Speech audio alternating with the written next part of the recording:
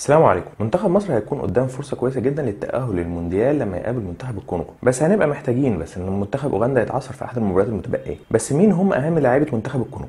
ديلفين اندينجا هو اكثر اللاعبين خبره في منتخب الكونغو لانه لعب 47 مباراه دوليه، وهو بيلعب في مركز خط وسط المدافع وبيلعب في نادي سيفاسبور التركي. الموسم ده لعب 3 مباريات كاساسي مع فريقه في الدوري التركي. هو لاعب كويس في التاكلينج وتمريراته كويس، ده غير انه بيمتلك بنيه جسمانيه قويه، ولكن في المقابل فهو لاعب بيرتكب فاولات كتير وما عندوش المهاره الفرديه، وبالتالي اي ضغط عليه ممكن يفقد الكره فيه بسهوله، وكذلك ممكن الاستفاده منه من خلال انه بيرتكب اخطاء ممكن تكون قريبه من منطقه الجزاء. تاني لاعب معانا هو فريبو ريدوري، هو احد اكثر لاعبي منتخب الكونغو خبره لانه لعب 34 مباراه دوليه، وهو بيلعب لصالح فريق كليرمو في الدوري الفرنسي الدرجه الثانيه، ولعب في البطوله الفرنسيه 9 مباريات وسجل هدفين. وبالرغم من ضعف معدله التهديفي الا انه خطير داخل منطقه الجزاء لانه قوي جسمانيا ومميز في الاستفاده من الكرات العاليه، وبيفضل استخدام القدم اليمنى، ولكن ضعيف في التمرير وما بيعرفش يحتفظ بالكوره. ده غير انه في الغالب بيتواجد في معظم الاحيان داخل منطقه الجزاء، بيستنى الكوره توصل وما بيتحركش لعمق كتير. ثييفي بيفوما ده يعتبر اخطر لاعب في تشكيله منتخب الكونغو، وهو بيلعب في فريق سيفاسبور التركي، ولعب الموسم ده في 3 مباريات وسجل هدفين. وهو لاعب سريع وبالتالي ممكن يسبب ازمه لخط الدفاع خاصه في الهجمات المرتده. ده غير انه لاعب مهاري وعنده قدرات جيده في المراوغه، وبرضه فهو بيقدر يضغط على المدافعين بشكل كويس، وبالتالي لازم خط الدفاع يحاول ما يحافظش على الكوره لفتره طويله. هو لاعب عنده خبره اوروبيه كبيره لانه لعب لفريق زي اسبانيول وست بروميتش البيون،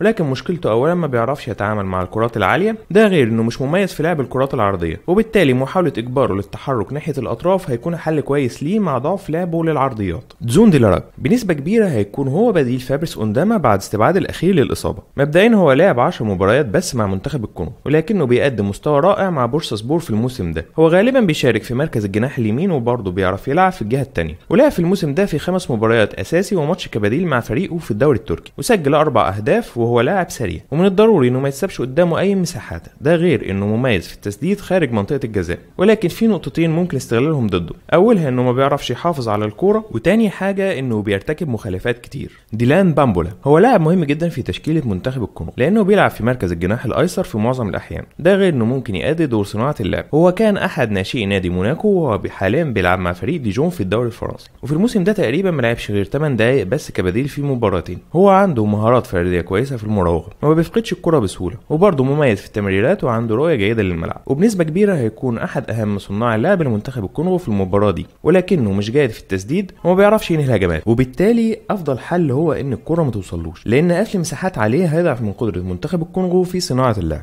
المواجهة لمنتخب مصر مش هتكون سهلة خالص، خاصة ان منتخب الكونغو ما عندوش اي امل في التأهل، ومن المتوقع انه هيلعب على المرتدات وانه بيلعب من غير ضغوط، وبالتالي لازم المنتخب المصري لازم يكون حذر شوية في المواجهة دي. في النهاية لازم اشكركم على مشاهدة الفيديو، يا ريت تقولوا لي ارائكم في الكومنتات بخصوص هل المنتخب المصري قادر انه يتأهل للمونديال بعد غياب 27 سنة. وفي النهاية لو عجبكم الفيديو اعملوا شير ولايك وسبسكرايب.